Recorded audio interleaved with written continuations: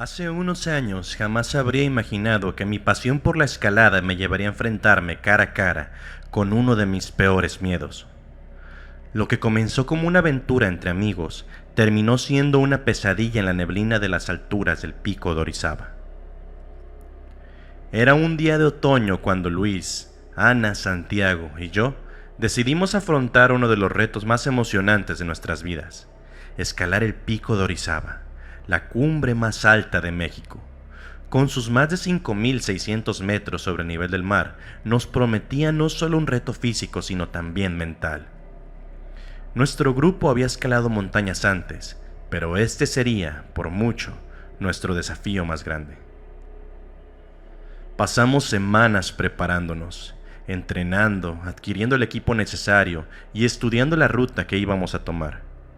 Ana, con su infalible sentido del humor, bromeaba diciendo que no debemos de preocuparnos por los retos del ascenso, sino por el chaneque de la montaña, un espíritu travieso de leyenda local que, según se decía, llevaba a los escaladores a perderse entre las nieblas.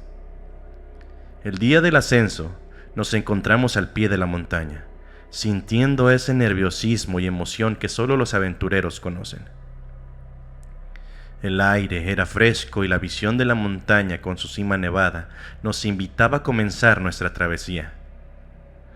Los primeros días de escalada fueron como esperábamos, difíciles, pero manejables. Las noches, sin embargo, eran heladas, y en varias ocasiones me despertaba pensando haber escuchado extraños ruidos provenientes de la oscuridad. Una noche, mientras intentaba dormir, juraría haber visto una sombra moverse entre las rocas, mucho más grande que cualquier animal que pudiese habitar en esa altitud. Aunque traté de convencerme de que era solo el cansancio jugándome una mala pasada, algo en mi interior sabía que había algo más en esa montaña, algo que nos observaba desde las alturas y esperaba el momento adecuado para mostrarse. Y ese momento no tardaría en llegar. Después de 4 días de ascenso, habíamos llegado a una meseta que antecedía el tramo final hacia la cumbre. Decidimos acampar allí esa noche. La meseta ofrecía una vista panorámica, no solo de la majestuosidad del pico, sino también de las vastas tierras bajas de Veracruz. Las nubes se movían como serpientes etéreas, rodeando la montaña y creando un ambiente casi místico. Mientras montábamos la tienda, Santiago sacó una pequeña botella de mezcal que había traído como sorpresa. Para animarnos antes de último el tramo, dijo con una sonrisa. Nos reunimos alrededor del fuego, brindando por nuestra próxima victoria y recordando anécdotas de anteriores escaladas. A medida que la noche caía, la neblina se empezó a cerrar alrededor de nuestro campamento. Ana, tomando otro trago, volvió a mencionar el chaneque, pero esta vez su tono era menos jocoso. Nos contó una historia que había escuchado de los lugareños, acerca de una criatura que habitaba las cumbres más altas de Orizaba. No era un chaneque, sino algo más grande, más antiguo, un guardián de la montaña, que consideraba a cualquier intruso como una amenaza. Aunque todos nos reímos nerviosamente, noté que Luis parecía inusualmente pensativo. Cuando le pregunté al respecto, me confesó que, en una ocasión anterior, cuando escaló solo una parte de Orizaba, había encontrado una serie de extrañas huellas en la nieve, mucho más grandes que las de cualquier humano o animal. Nunca le encontró explicación, y lo había descartado como un truco de su imaginación, hasta ahora. La conversación nos dejó a todos con una sensación inquietante, y la noche se volvió más densa, tanto en oscuridad como en silencio. El viento siseaba entre las grietas de las rocas y la neblina se volvía cada vez más espesa. Fue entonces cuando, desde la distancia, un rugido bajo y gutural resonó en el aire, eclipsando incluso el sonido del viento. Era un sonido que no pertenecía a esta tierra, algo primal, lleno de ira y advertencia. Nos miramos en silencio, el fuego reflejando el miedo en nuestros ojos.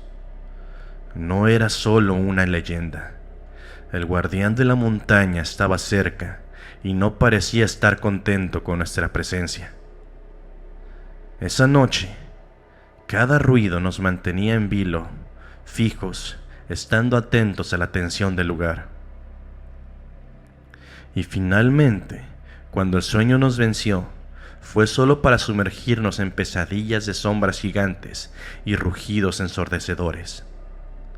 La montaña tenía un secreto y estábamos a punto de descubrirlo de la forma más aterradora.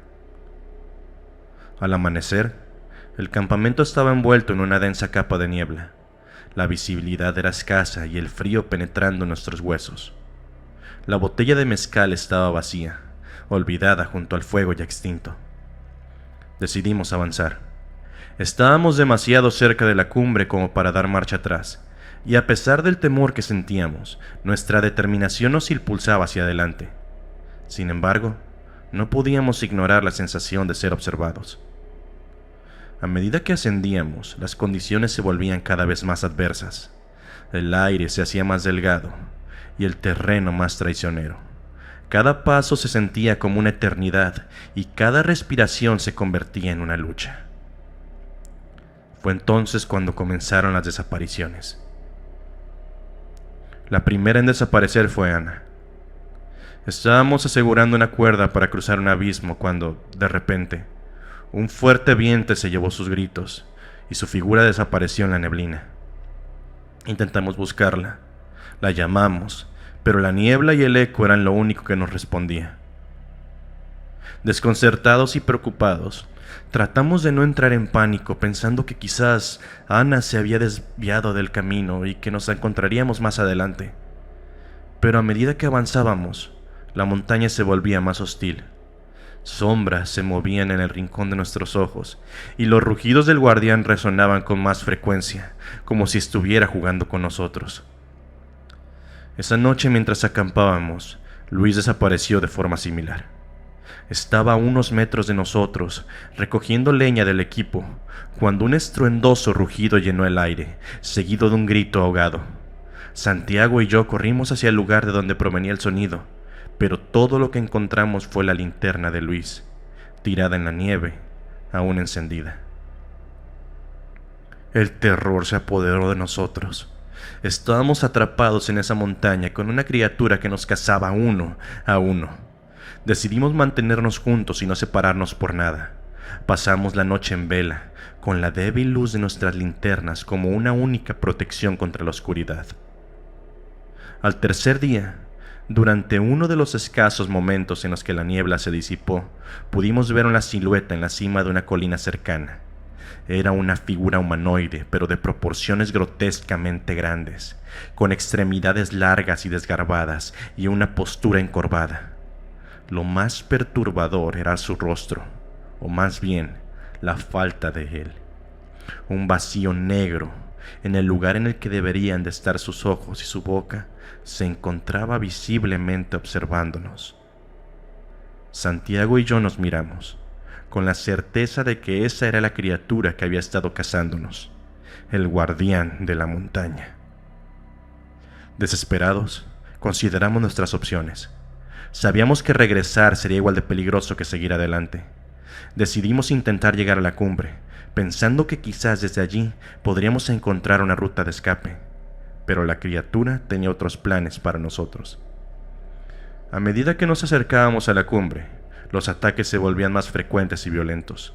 Rocas lanzadas desde la oscuridad, rugidos ensordecedores que nos desorientaban y el constante sentimiento de ser cazados. La paranoia nos consumía.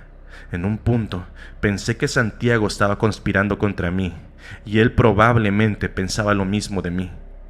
Y entonces, una noche, mientras intentábamos descansar en una cueva, ocurrió lo inevitable. En la cueva la oscuridad era casi palpable. La única luz provenía de nuestras linternas que parpadeaba debido a las baterías bajas. El silencio era opresivo, roto únicamente por nuestras respiraciones agitadas y el murmullo del viento afuera. Mientras intentaba conciliar el sueño, sentí una brisa fría en mi rostro. A pesar de que estábamos resguardados en una cueva, abrí los ojos y en el borde de la luz de la linterna vi la figura de Santiago de pie, mirando hacia la entrada de la cueva, inmóvil. «Santi», susurré, pero él no respondió. Entonces, desde las sombras, un largo y delgado brazo surgió, rodeando el cuello de Santiago y arrastrándolo hacia la oscuridad con una fuerza inimaginable. Grité, agarrando mi piolet y corriendo hacia donde había visto a mi amigo por última vez, pero no había rastro de él, ni de la criatura. Solo el viento y la nieve que parecían burlarse de mi impotencia. Sin mis amigos y a merced de la montaña y su guardián, el terror se apoderó de mí por completo. El deseo de sobrevivir me empujaba a continuar, pero cada paso se sentía como un acto de futilidad. La sensación de ser observado no disminuía, y comenzaba a oír susurros en el viento, voces que parecían llamarme, entre ellas las de Ana, las de Luis y la de Santiago. Durante lo que parecieron ser días vagué sin rumbo, tratando de hallar una ruta de escape. En un momento de claridad llegué al borde de un precipicio. Abajo una vasta extensión de nieve y roca, pero más allá el inicio del bosque y la promesa de salvación. Si lograba descender y llegaba al bosque, tal vez podría escapar de esa pesadilla. Con la esperanza renovada comencé a descender, utilizando mis habilidades de escalada. Cada metro descendido era una pequeña victoria, pero la montaña aún tenía un as en la manga. Mientras me encontraba a mitad del camino, un rugido ensordecedor retumbó, haciendo vibrar la montaña. Miré hacia arriba y vi la figura imponente del guardián, con su rostro vacío mirándome fijamente. La montaña entera parecía despertar, rocas comenzaron a caer a mi alrededor y el terreno se sacudía con violencia. Fue en ese momento de absoluto terror, con la muerte tan cerca, que perdí el conocimiento. Cuando recuperé el conocimiento me encontré en una cueva oscura, mucho más profunda que la montaña. El aire estaba cargado de un olor metálico y putrefacto. Intenté moverme, pero mis extremidades estaban sujetas por raíces gruesas y viscosas que se adentraban en la roca. A la luz tenue vi siluetas en la cueva, figuras humanas, inmóviles, también atrapadas por las mismas raíces que me mantenían cautivo. Al acercar la mirada reconocí a Ana, a Luis y a Santiago. Sus rostros estaban pálidos y sus ojos eran vidriosos y estaban mirando al vacío, como si se encontraran en un trance. Pero lo más perturbador eran las raíces que se adentraban en sus cuerpos, fusionándose con su carne, como si la montaña los estuviera absorbiendo. Desde la sombra, la criatura emergió. Su tamaño era aún más impresionante. Se acercó lentamente a mí, y aunque no tenía ojos podía sentir su mirada penetrante. A medida que se acercaba, los susurros en el aire se intensificaron, voces antiguas que hablaban en un idioma que no podía comprender, pero que transmitían un mensaje claro. El guardián había protegido la montaña por siglos y milenios, y cualquier intruso sería asimilado. La criatura se inclinó hacia mí y por primera vez pude ver con claridad la oscuridad donde debería haber un rostro. Era un abismo insondable, y sentí una fuerza magnética que me traía hacia él. A pesar de mi resistencia, algo comenzó a ser extraído de mí. No era mi vida, sino mis recuerdos, mis emociones, mi esencia misma. El dolor era insoportable. Grité, pero mi voz se perdió en el abismo del rostro de la criatura. A mi lado, las figuras de mis amigos comenzaron a desvanecerse, transformándose en piedra, convirtiéndose en parte de la montaña. Cuando creí que no podía resistir más, un pensamiento se adueñó de mi mente. Si podía integrarle un recuerdo lo suficientemente potente y doloroso, tal vez podría sobrepasar la capacidad de absorción de la criatura. Comencé a revivir cada momento doloroso de mi vida, cada pérdida, cada error, y concentré toda esa energía en aquella entidad. La criatura retrocedió con un rugido de dolor. Las raíces que me sujetaban comenzaron a aflojarse. Con un esfuerzo sobrehumano me liberé y corrí hacia la salida de la cueva. No miré atrás, solo escuché los rugidos de ira y dolor de la criatura mientras me alejaba. Finalmente llegué al bosque y seguí corriendo hasta que me encontré en un camino y finalmente en una aldea cercana. Los lugareños, al ver mi estado, me acogieron y cuidaron de mis heridas. Nunca volví al pico de Orizaba y tampoco compartí con nadie lo que había sucedido. El mundo no está preparado para saber lo que realmente protege esa montaña. Sin embargo, las noches son las peores. Cuando cierro los ojos puedo ver la cueva, a mis amigos convertidos en piedra.